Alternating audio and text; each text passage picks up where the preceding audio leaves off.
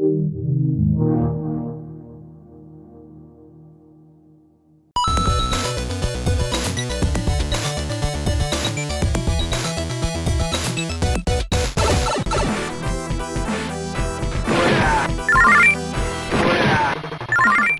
Sword, or Magic Sword Heroic Fantasy, hit US arcades in the year 1990.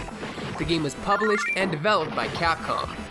It was a side-scroller beat-em-up where one or two people would control a basic warrior-type avatar. You could slash, standing, and crouching, and after a few seconds, a bar would fill at the lower left corner of the screen. This was your magic bar. When it completely filled, you'd unleash a more powerful attack that had a bit more range. You could obtain different NPC allies in the game. You discover them by playing, and they assist you by using their own attack whenever you slashed with yours. Each ally did a specific type of attack, and some would do bonus damage to certain enemies. There were a total of 8 allies in the game. The big man, who threw an axe that would boomerang back to him. The ninja would shoot throwing stars that would bounce around the stage until they hit an enemy. The Amazon had a crossbow. The thief would warn you when a chest was trapped and threw daggers and bombs. The knight threw spears. The priest had auto-targeting orbs that did bonus damage to undead targets. The wizard threw magic missiles that passed through and damaged enemies.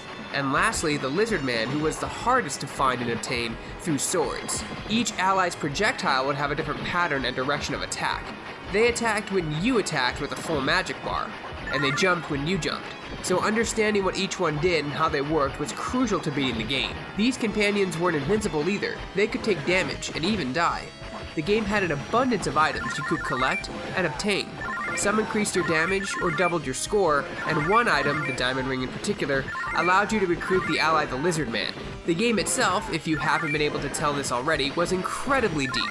It even had a leveling system that rewarded you with XP by defeating enemies. By gaining levels, you increased your character's damage and magic abilities. Your NPC allies could level up as well.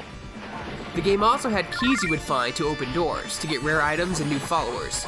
It was an incredibly deep game for a hack and slash in the 90s, especially when you compare it to other beat-em-ups at the time. The game was ported to the Super Nintendo and then re-released on the PS2, PSP, Xbox, Xbox Live Arcade, and the PlayStation Network as part of the Capcom Collection series. Have a request for an arcade corner? Tweet me and include #ArcadeCorner. For more videos like this and everything else gaming related, you're already in the right place. You're on Shacknews.com. Next time on Shack's Arcade Corner.